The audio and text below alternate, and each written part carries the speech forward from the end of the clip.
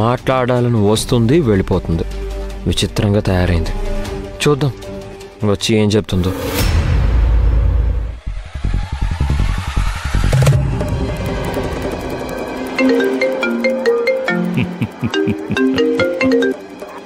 నువ్వు అర్జున్తో విషయం చెప్పాలని ప్రయత్నిస్తే దాని పరిణామాలు ఎలా ఉంటాయో చూస్తే తెలిసింది కదా. అది అనుభవించడానికి సిద్ధంగా ఉండు. ఆ అర్జున్ చస్తే నిన్ను కాదు జైలుకు పంపించాలని చూసింది, ఆ శివగామిని పంపించాలని అన్ని ఏర్పాట్లు చేసి నిన్ను శివగామి ప్లేస్లోనే ఉంచాలని ప్లాన్ చేశాను. నీకేం కానిచ్చేవాణ్ణి కాదు. నాకు నిన్ను ఇరికించే ఉద్దేశమే లేదు. నాకు కావాల్సింది ఆ అర్జున్ చావడం అంతే.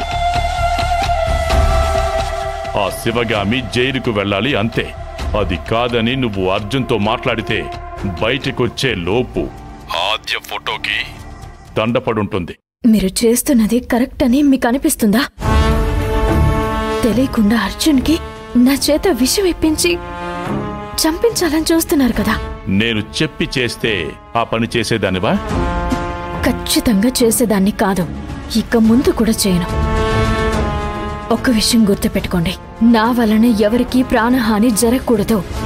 నా వలన భయం ఉన్నంత వరకు అంతే.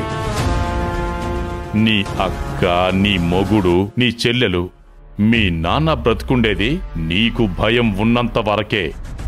నీకు భయం పోతే వాళ్లలో ఎవ్వరూ ఉండరు.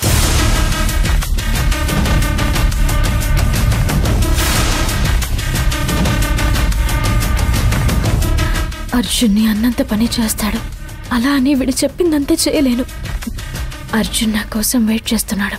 తనతో మాట్లాడకపోతే అనుమానం వస్తుంది.